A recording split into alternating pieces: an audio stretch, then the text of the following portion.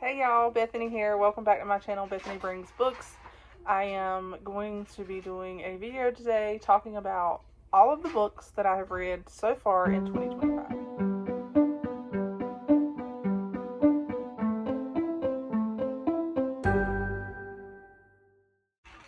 So I have not really done a mid-year wrap-up, or not a mid-year wrap-up, but a mid-year freak-out tag. I've done it the past few years, but I haven't done it this year.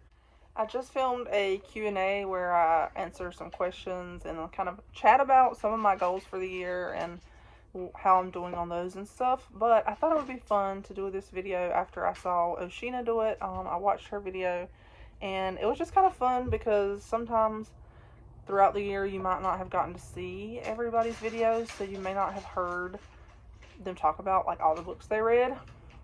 But I thought like a video like this, you can see them talk about each book briefly and kind of gives you an overview of what they've read. And if you're interested in something they've read, you could go back and watch some of their other videos talking about it. Anyway, I just thought it was a fun idea. So thank you, Oshina, for the idea. I thought I would do it as well. And if you hear noise in the background, my kiddos are in here playing Legos, so it kind of just is what it is. But let's chat about what I have read so far this year. So I've read 51 books so far.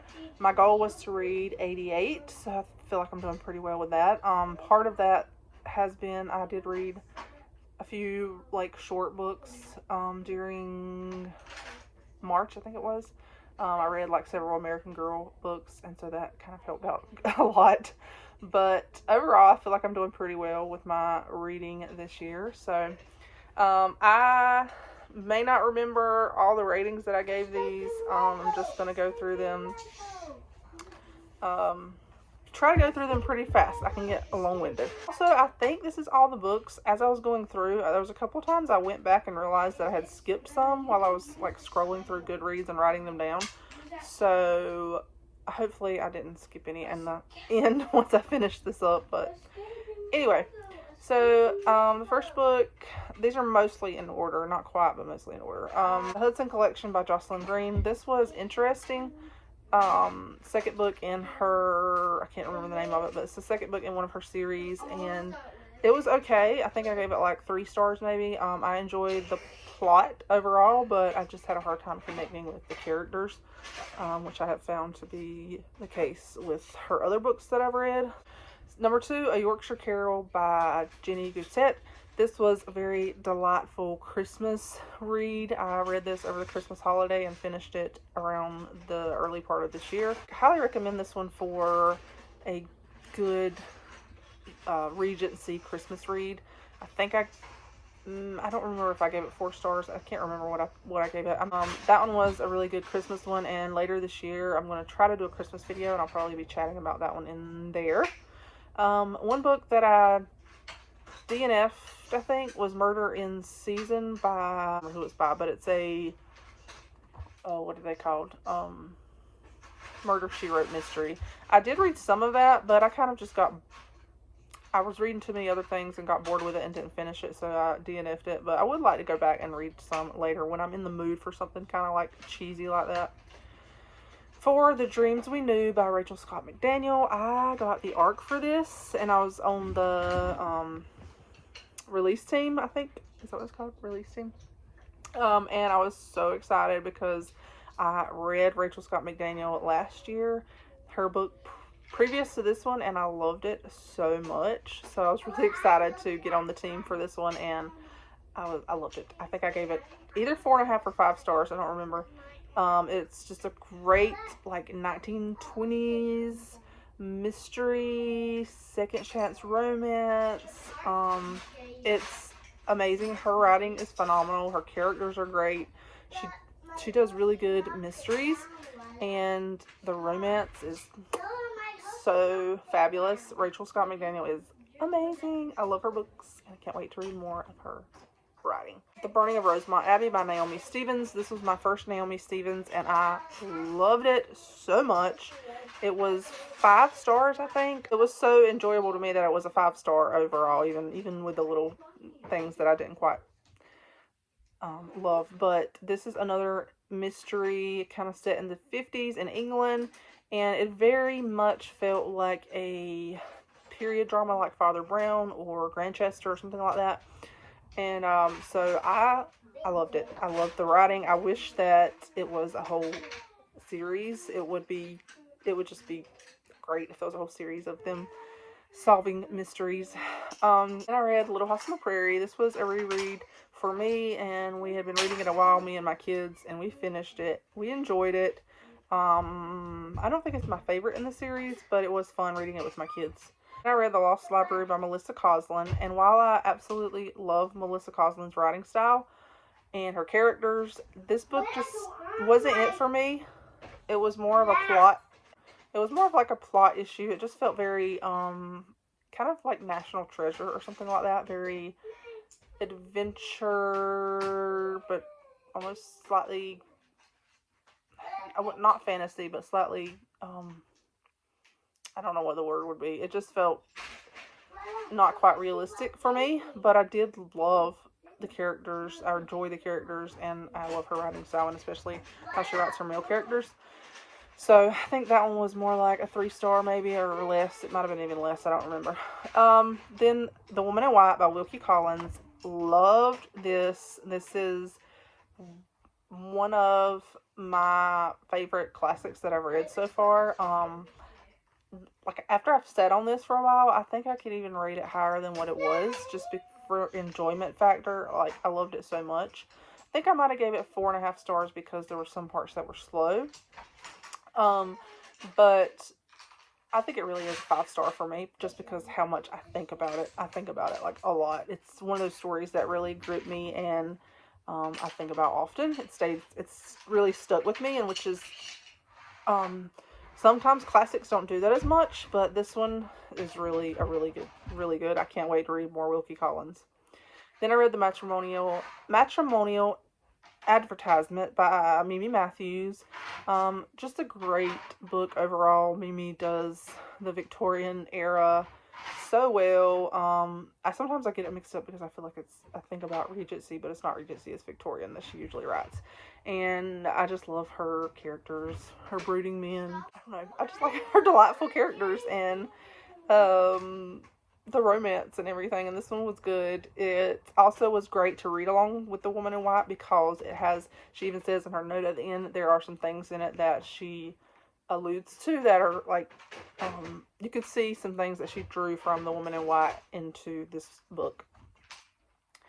Then I read The Problem of Pain by C.S. Lewis. This was very dense for me personally, very dense. I did glean some things from it that I enjoyed, but overall it was super dense and was very intense to read. But it did check off another nonfiction from my long TBR of nonfiction books. Then I read A Winter by the Sea by Julie Clausen. And I read the first book in this series last year. This is the second, and I thoroughly enjoyed reading this during the winter season. It was just a delightful story to really read in the early spring, late winter. I think it was late winter when I read it. So it was just nice to read it.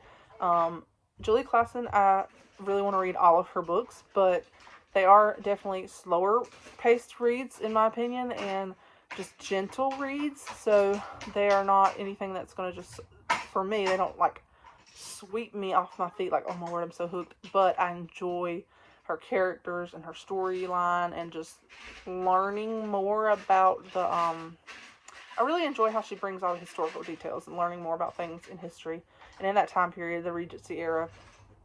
So I did enjoy this one. I think I enjoyed it even more than the first. But I think I gave it 5 stars.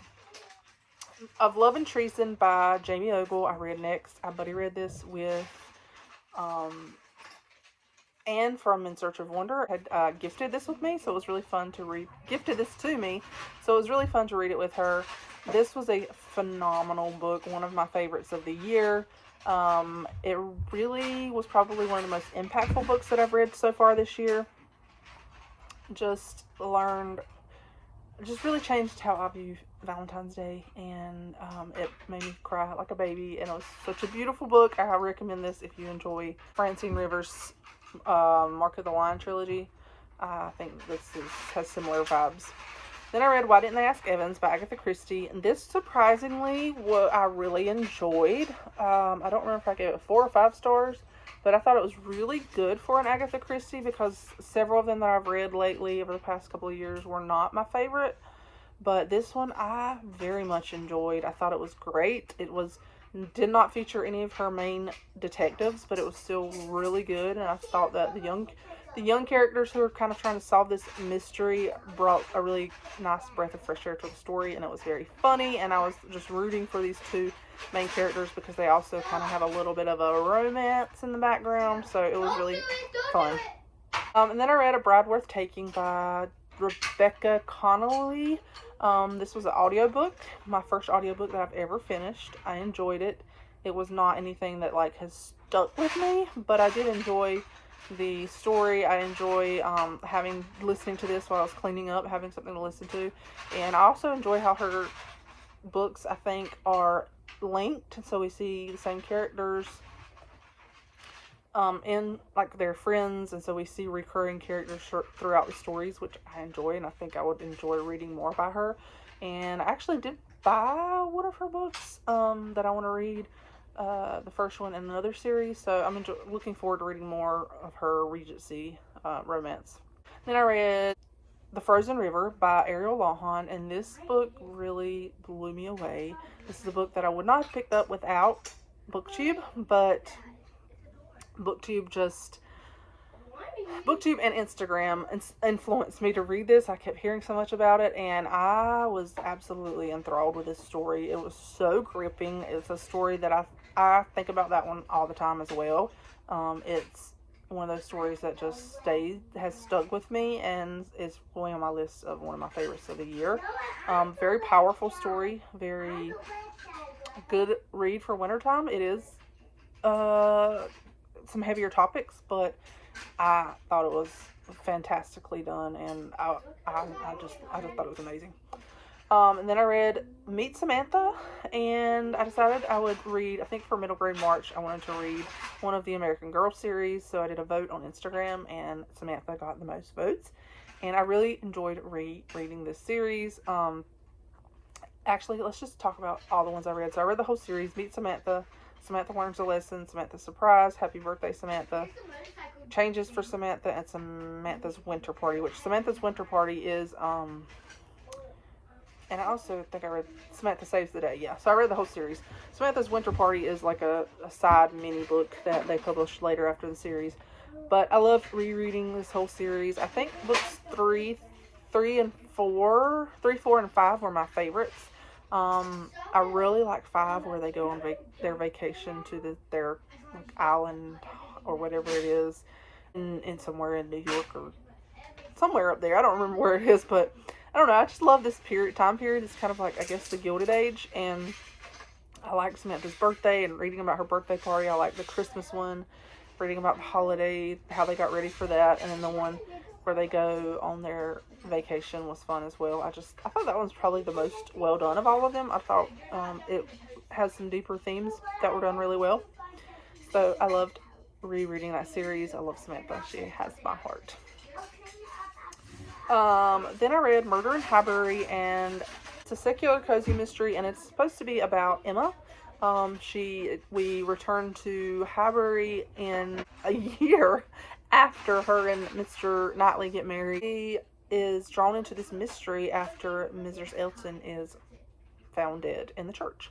So it was pretty fun. It was very slow paced. Enjoyed just getting to go back to Highbury and seeing all of our characters again, seeing all of the side characters. My favorite probably was, oh Lord, what is his name? What is Emma's father's name? Oh Lord, my brain is not, I can't think of it right now, but Emma's father, I loved him. He's my favorite side character, I think.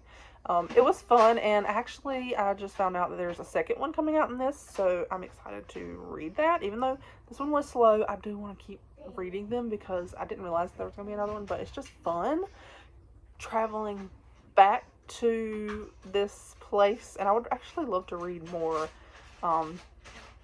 like modern Jane Austen, not retellings, but books that are set in her fictional accounts that are set, like having the same characters from her books and stuff. I think that would be fun. If you have any suggestions, throw them out in the comments. Then I read The Seaside Homecoming, which is the third book in the, is it Sisters of Seaview series? I can't remember if that's the name of it, but by Julie Clausen. Really enjoyed this one as well, and I'm very much looking forward to the fourth book in the series, which is, I think, a novella that comes out this fall for Christmas. It's a Christmas book, and it involves the fourth sister, so we'll get to see her story wrapped up, so I am really looking forward to that one. Then I read The Family Under the Bridge, which is a Newbery, it's either an honor or winning book. I don't remember which one. I think it's an honor. And this was such a surprise. It was so delightful. I loved this book so much. It would be a great book to read at Christmas or around New Year. It's not very thick, and it's just, I loved it. I loved it so much. It's going on one of my all-time favorite children's books. It's like a small chapter book, and it was just, it's set in, I think, Paris, and it's just so delightfully sweet, and I would 100% recommend you read this. I can't wait to reread it again. Then I read Reputation at Risk by Martha Keyes. This was another audiobook. This was okay, in my opinion. It kept me entertained while I was working around the house, but and cleaning my car, but it wasn't anything like mind-blowing, and I don't know that I would finish the series. I might would if I could listen to it on audio, but it was not anything spectacular for me, personally. Then I reread Persuasion by Jane Austen, and I reread this with Kelly and Shannon from Old American Spirit, and Kelly from Kelly Reads a Lot, and I loved my reread of this, y'all. I fell in love with this book even more when I reread it this time, and just especially the last few chapters. That's what really makes the whole story for me, is like the second half to maybe third of the book, the last third. It just makes the whole book, in my opinion, and I love Persuasion because of those last few chapters. It's such a fantastic, amazing book. My second favorite, Jane Austen. Pride and Prejudice is my favorite. Persuasion is my second. Then I read The Boxcar Children with my kids. We read the first one together. They enjoyed it. I had fun again. I don't know how many times I've read this book. So many times as a kid. A couple of times over the past few years. And it was really fun getting to read it with my children. They loved it as well. Then I read Royal Flush by Reese Bowen. And this is, I think, book 3 maybe in her Royal Spinus series. I enjoyed this overall. I was in the mood for a cozy mystery, and so I thought that this was good. The only thing that I didn't like is there's a lot of innuendo in it, so I would like to read more in the series, but if that gets to be too much, then I may not read, I may not keep reading them. But it was a fun, cozy mystery set in Britain in like the 1930s, maybe 40s, I can't remember. Yeah, it was fun. I enjoyed it. I think it was fun. Then I reread The Blue Castle by Ellen Montgomery, and this has been the year of rereading for me and discovering how much I'm loving rereading. This book drastically changed, in my opinion, upon rereading it, and just the longer and longer that I've sat on it, it just goes up, in my opinion. Now, Valancy still is not a favorite character, and I really had to push through the first little bit, but then later on, probably towards the second half of the story, I really did fall in love with, especially Barney, is that his name? Barney. I just love him, and it is really a beautiful story, albeit it is kind of cheesy, but very beautiful, and Ellen Montgomery's writing is so beautiful. Then I read First Love, Second Draft by Becca Kinzer. This kind of started my spring, summer, moving into lots of contemporary books. This one was very funny. I enjoyed it. It was more like a 4-star for me, just because there were a few things that a few plot points that I kind of struggle with and didn't quite connect with maybe the characters or just some of the plot points, I think. There were some things, I think more so there was just some things that I wanted more of, and I could have, I don't know, it was left me wanting more in some different areas. So, but it was funny, and like, if you want to laugh, Becca Kinzer can make you laugh. It's funny. She writes some great, funny stories. Then I read Gold Digger by Skylar J. Kent. This is another book that I think about all the time, and I'm so glad I read it. I read this book in one day. That's how much it gripped me. But it was an amazing book, and I'm so glad she's making this a series. The next one comes out in September, and I'm really looking forward to it. But this is a gritty Christian fiction, indie published. One of my favorite books of the year. Is really good. It's about a woman with chronic illness. It's a marriage of convenience, and it was just really good in my opinion.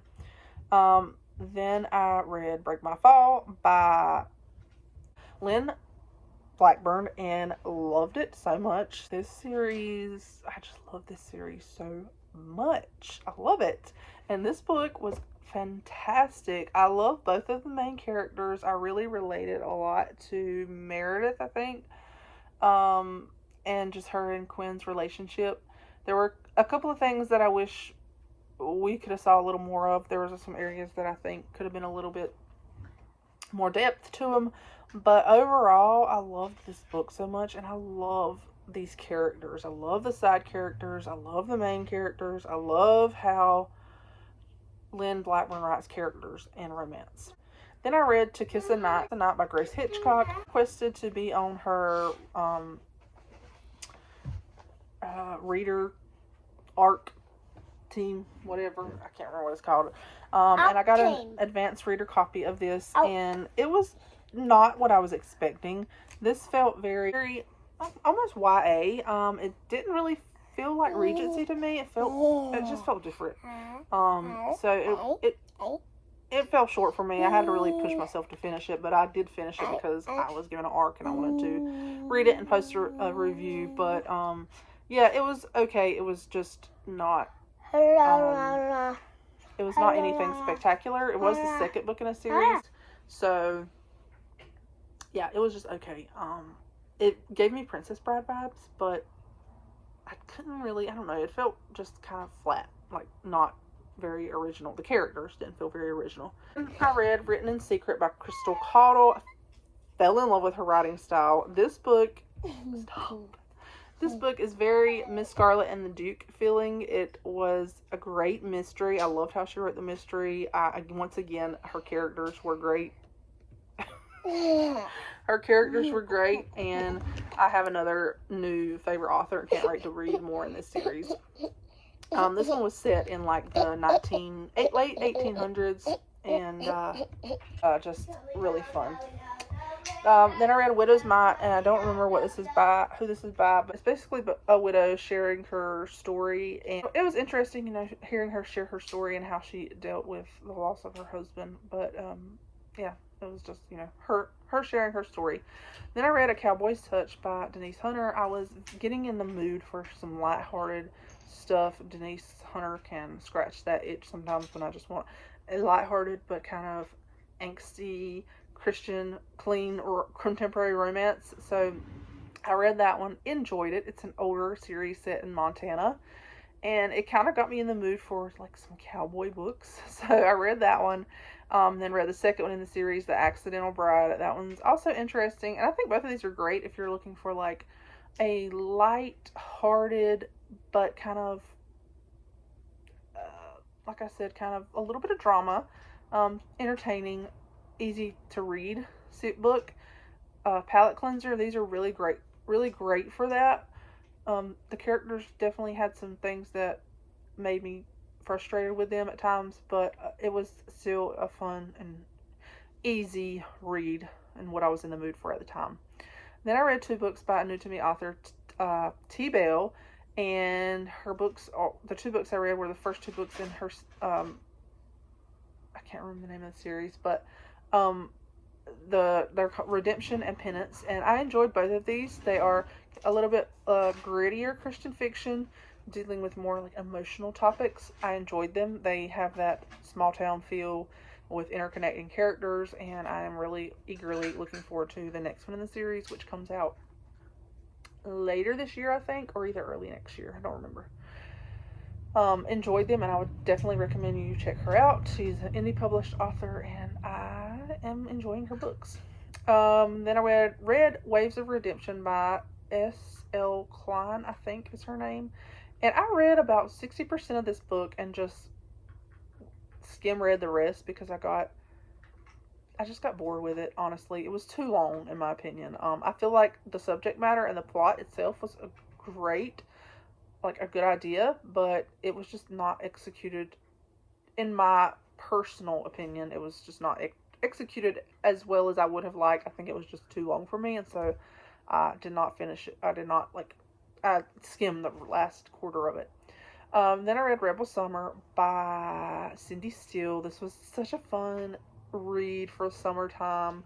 Of course, I have the whole series up here, and I've read all of them except for this one, One Happy Summer. Need to read that one, but I can't say enough about this series. It's so fun. Rebel Summer was great. I really like Cindy's writing. My one complaint about it is there's only one POV, which I didn't really like. And then I read 3 books in the Felicity series: Meet Felicity, Felicity Learns a Lesson, and Felicity Surprise. This was great for July. I love Felicity. She's like my favorite American Girl, so I enjoyed these. I feel like all of them were 5-star for me because they're just so well written, in my opinion, and so well done. The subject matter, and just very great for a children's for like a children's, I don't know if they would be considered middle grade or young reader. I'm not sure what they would be considered, but I really liked them.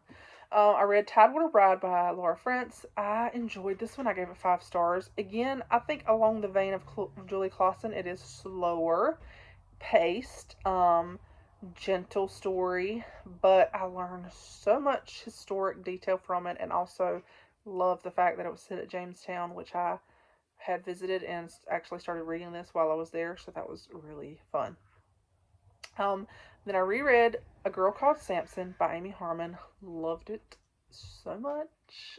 Again, it is one of my all-time favorite books, and rereading it just solidified that in my mind. It is like in my top 5 favorite books.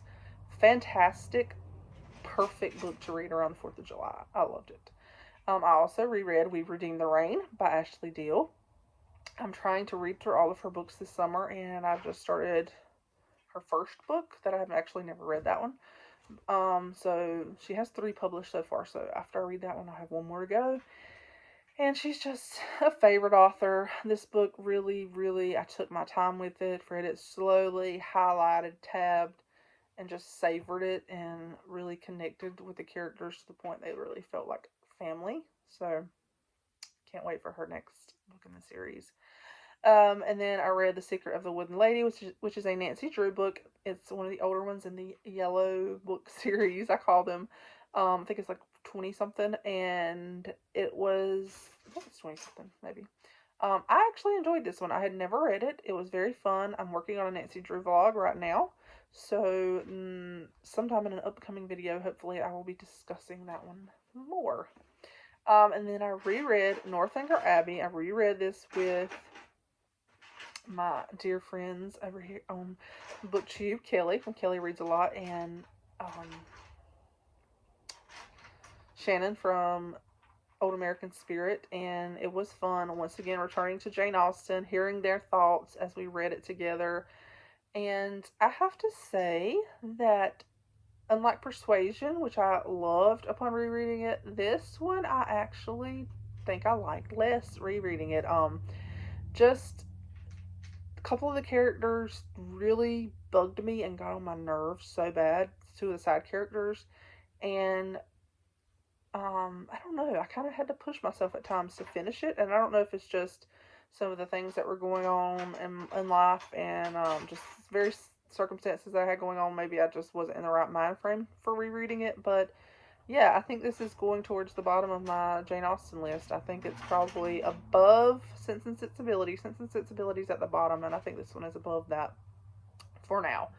Um, but I had fun rereading it, and of course, it is, as Jane Austen always is. All of her books are, you know, the writing is fantastic and funny, and there's so much to glean from them. But in the overall order of Jane Austen books, this one was is not my favorite.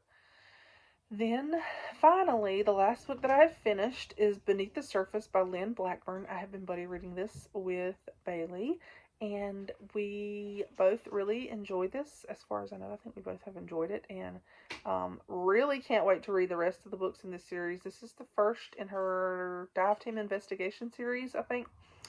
And although I didn't love this one as much as her other series that I'm currently reading, the one she's releasing now, I did still enjoy it. I think I gave it like 4 stars. Just again, her characters and the romance are so great, and I love them. But anyway, there you go, guys. That's the 51 books that I have read so far this year. So thank y'all for watching this video. I don't think I got too long-winded. I think I managed to keep it pretty quick. So anyway, thank y'all for watching, and just a side note, the two books from this list that I think are my favorites so far, like I have several that are my favorites, but the top two are Gold Digger by Skylar J. Kent and The Frozen River by Ariel Lawhon. Not including rereads, because my rereads, you know, they could be in the top two. But anyway, thank y'all for watching, guys. Let me know what is your favorite book that you've read so far this year, and I will talk to you in the next video. Bye.